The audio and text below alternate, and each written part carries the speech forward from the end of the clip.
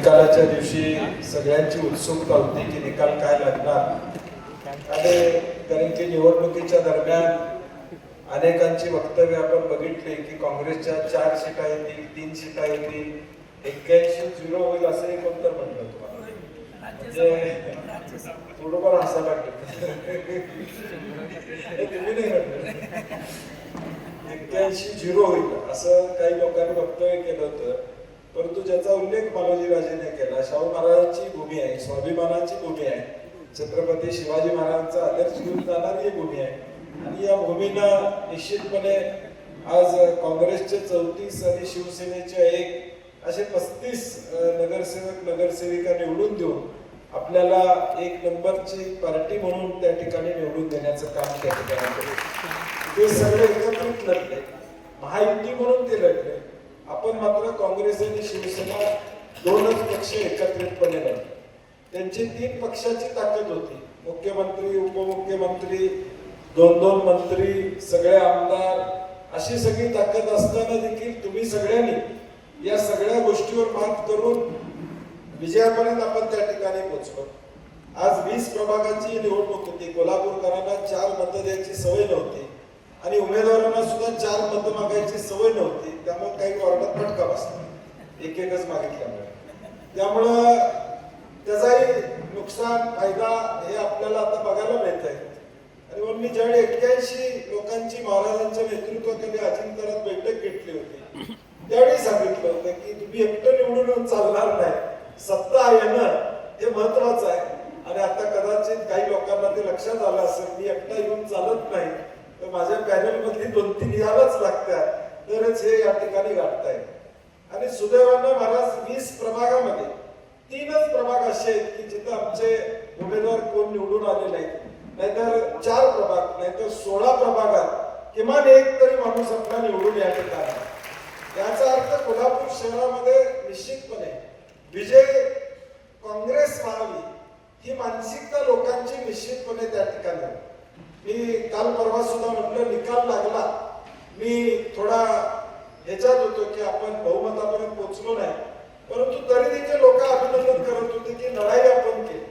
म्हणजे काँग्रेसनं लढाई केली यासाठी अभिनंदनाचे फोन अजून सुद्धा चालला.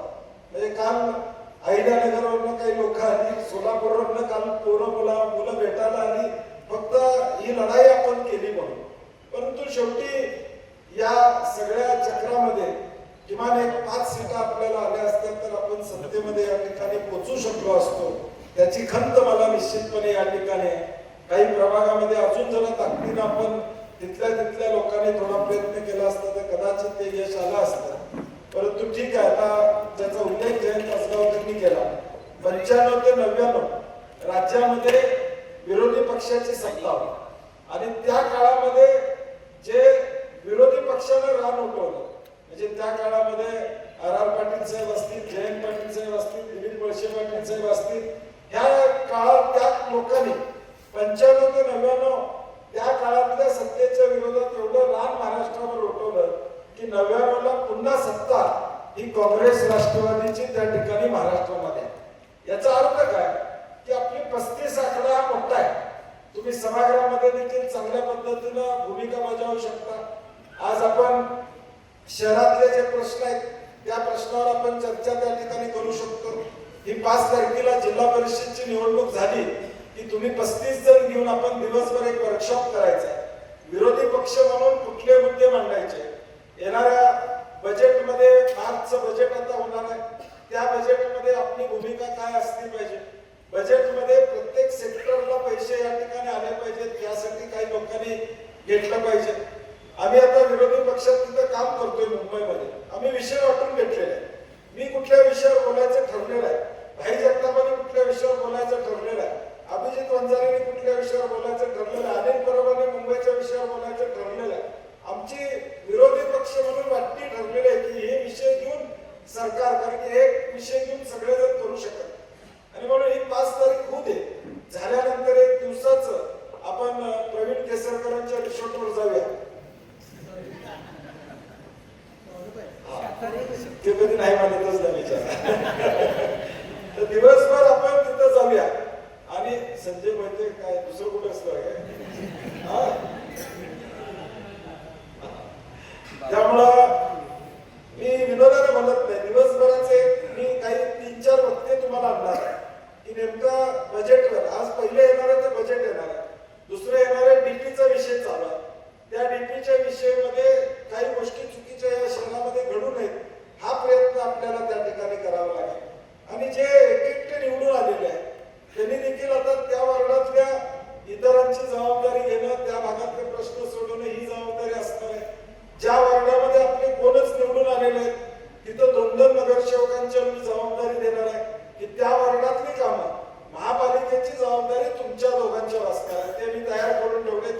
बाबतीत सांगेन की आता 2 नंबरचा प्रभाग आहे, 3 नंबरचा प्रभाग आहे, तिथं आपलं कोणच निवडून त्या ठिकाणी आलेलं नाही. 9 नंबरच्या प्रभागामध्ये राहुल मानेने अगदी ताकदीनं या ठिकाणी लढाई त्या ठिकाणी केली. तिथं आपल्याला दुर्दैवाने यश त्या ठिकाणी आले नाही. आणि म्हणून असे जे प्रभाग आहे तिथली जबाबदारी काही लोकांच्यावर आपल्याला त्या ठिकाणी द्यावी लागते. आणि म्हणून एक व्यवस्थित नियोजन, विरोधी पक्ष आहोत 35चा आकडा बारका नाही, मोठा आहे आकडा. म्हणजे तुम्ही 35 जर उभारला तर सभागृहात एका वेळी कुठलाही विषय असला तर तुम्ही विरोधकांना, सत्ताधाऱ्यांना या ठिकाणी धारेवर धरू शकता, एवढी ताकद तुमच्या समोर निश्चितपणे या ठिकाणी. आणि मग थोडं आपण या सगळ्या नियोजनामध्ये उद्याच्या भविष्य काळात या ठिकाणी राहूया. या सगळ्या निवडणुकीमध्ये आमचे पत्रकार मित्र असतील, मीडिया असेल, टीव्ही चॅनल्स असतील, सोशल मीडियावरचे अनेक इन्फ्लुएन्सर्स असतील किंवा आमच्या अजिंक्यताराची टीम असेल, काँग्रेस कमिटीमध्ये काम करणारी इथली लोक असतील, या सगळ्यांनी 24 तास काम केलंय. म्हणजे 12 तुम्हाला जे क्रिएटिव्ह यायचे, व्हिडिओज यायचे, हे 12-1 वाजेपर्यंत यायचे. आपण डिझाईन केले, पॅम्पलेट्स केले, बॅकग्राऊंड प्रचंड होतं. गाणं आपण या महापालिकेमध्ये महाराज केलं. गाण्यासाठी त्या ठिकाणी आपल्याला 8 दिवस महादेव नरके आणि त्यांच्या टीमनं त्या ठिकाणी सहकार्य केलं. भरत दैवीने व्हिडिओ चांगल्या पद्धतीने, अशा अनेकांची नावं मी घेऊ शकतो की ज्यांनी चांगल्या पद्धतीनं बॅकग्राऊंड मध्ये, तुम्ही जसं फील्डवर होता तसं बॅकग्राऊंड मध्ये ऍडव्होकेटची टीम, म्हणजे 4 ऍडव्होकेटची टीम आपल्या अजिंक्यतारामध्ये बसून होती. तुमचे फॉर्म सगळे तपासले ना त्यांनीच, म्हणजे कुणाचा छाननीत उठला नाही. त्यामुळे ऍडव्होकेटची टीम चांगली आपली होती. म्हणजे हे निवडणूक लढवत असताना हजारो हात आपल्या पाठीमागे या ठिकाणी होते, ज्या हाताने आपल्याला खऱ्या अर्थानं मदतीचा हात त्या ठिकाणी दिलेला आहे. आणि म्हणून उद्याच्या भविष्य काळात आपण लोकांना जो विश्वास दिला, 5 लोक अत्यंत 500 मताच्या आत त्या ठिकाणी पडले. सर्वोच्च नाईक तर अगदी 16 मतानं दुर्दैवानं त्या उमेदवार त्या ठिकाणी पडले. आणि राहिलेले मग सविता धनंजय सावंत असेल, दीपा मगदूम असतील, अश्विनी कदम असेल किंवा बोंद्रे असतील, ही सगळे 150-200 मतात उमेदवार आपले महाराज त्या ठिकाणी पडले. हे जरी आले असले तरी आपण 41 वर निश्चितपणे त्या ठिकाणी पोहोचलो असतो. ठीक आहे, आता झालं, त्याचा इतिहास काय सांगण्यात पॉइंट नाही. आता पुढे कसं जायचं हा विचार आपण येणाऱ्या भविष्य काळात या ठिकाणी करूया. ताकदीनं आपण सगळे एकसंतपणे या ठिकाणी राहूया, एवढीच अपेक्षा व्यक्त करतो. त्याचबरोबर जवळजवळ नोटाला मतदान हे प्रचंड प्रमाणात या ठिकाणी झालेलं आहे आणि त्याचाही विचार आपल्याला करावा लागेल. म्हणजे महापालिकेच्या या निवडणुकीमध्ये 4 ईव्हीएमचे मिळून जवळजवळ 2.25 लाख मतं नोटाला आहे. 4 ईव्हीएमचे मिळून ना, म्हणजे 4ही गटची मिळून, म्हणजे तो आकडा सिंगल मध्ये वेगळा, 4ही गट मिळून म्हणजे 4ही मिळून हा आकडा सुद्धा कोल्हापूरच्या दृष्टीनं वाईट आहे. की कोल्हापुरातल्या लोकांना, ठीक आहे विरोधी कोणी असू दे, आपण असू, कोणी असू, की आज एवढे लोक नोटाकडे मतदान त्या ठिकाणी हात वळतो, याचा अर्थ देखील आपण बघितला पाहिजे. निवडून आलेल्यांनी सुद्धा आपल्या मतदार पेटीवर नोटा किती पडलेल्या आहेत, 300-400 नोटा या ठिकाणी. हे कारण काय? लोकशाहीवरचा लोकांचा विश्वास उडालाय का? नेमकं वातावरण आपल्याबद्दल राजकारणी म्हणून जे वातावरण आहे त्यामध्ये कुठं या ठिकाणी अडचण आहे का? आणि मग ती विश्वासार्हता लोकांची, पक्ष हा वेगळा विषय, परंतु ती लोकांची विश्वासार्हता मिळवणं देखील उद्याच्या काळात या ठिकाणी महत्वाचं असणार आहे.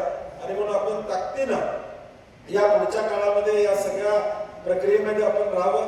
उद्या 5 वाजता जे उमेदवार पडलेले आहेत, दुर्दैवानं पराभूत झाले, त्यांना महाराज 5 वाजता अजिंक्यतारात बोलवलेलं आहे. त्यांच्याशी 1-2-3 तास घालवावे लागतील, कारण की त्यांच्या मनात असं झालं, तसं झालं, कोण बूथची यादी घेऊन येते, अमकं झालं, तमकं झालं, त्यांच्याही समजुता काढाव्या लागतील. कारण की शेवटी त्यांनी आपल्यासाठी त्या पॅनलमध्ये निवडून येण्यासाठी आपल्याला तुम्हा सगळ्यांच्या 35 मध्ये त्यांचाही वाटा आहे ना, म्हणजे पडलेल्यांचा.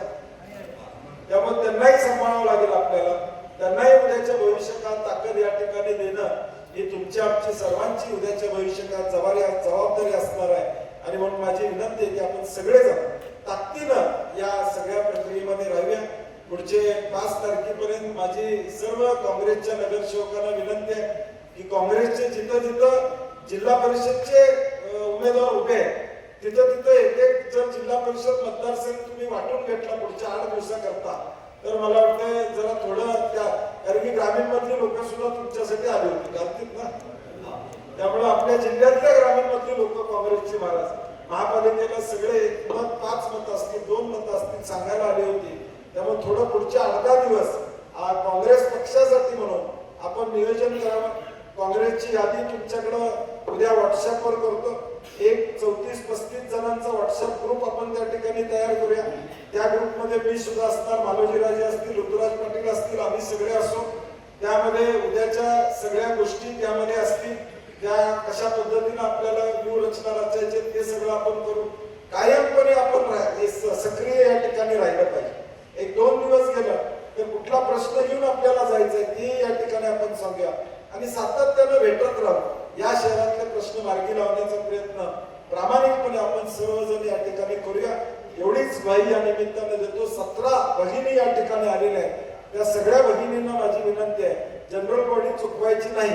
म्हणजे कंपल्सरी बॉडीला जायचंच. म्हणजे वेळ बसायचं संध्याकाळपर्यंत. त्यामुळं कारण की शेवटी सभागृह मुख्य आहे. त्या सभागृहामध्ये आपण ताकदीने या ठिकाणी उभं राहावं. फार बोलायला नको. अजून आमचे 3 तालुक्याचे वाद मला मिटवायचे आहेत. ते जाऊन अजिंक्यतारात बसून मिटवायचं आहे. त्यामुळे मी जास्त वेळ न घेता आपलं पुन्हा एकदा अभिनंदन करतो, कौतुक या ठिकाणी करतो. उत्तुरे बहिणी सुद्धा आपल्या बरोबर या ठिकाणी उपस्थित शिवसेनेच्या त्या ठिकाणी आलेल्या आहेत. त्यांचंही मनापासून स्वागत या ठिकाणी करतो. यानंतर माझं भाषण होईल, त्यानंतर तुमचे सत्कार होतील. सत्कार झाल्यावर एक ग्रुप फोटो आपल्या सगळ्यांचा, फक्त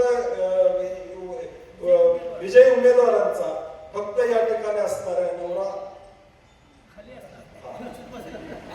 त्यामुळं सगळ्यांना आपल्याला पुन्हा एकदा मनापासून तुमचं या ठिकाणी अभिनंदन करतो आणि आदरणीय श्रीमंत छत्रपती शाहू महाराजांना विनंती करतो की त्यांनी आपल्याला मार्गदर्शन करावं. लोकशाही मराठी ऐका, पहा, जागरूक रहा.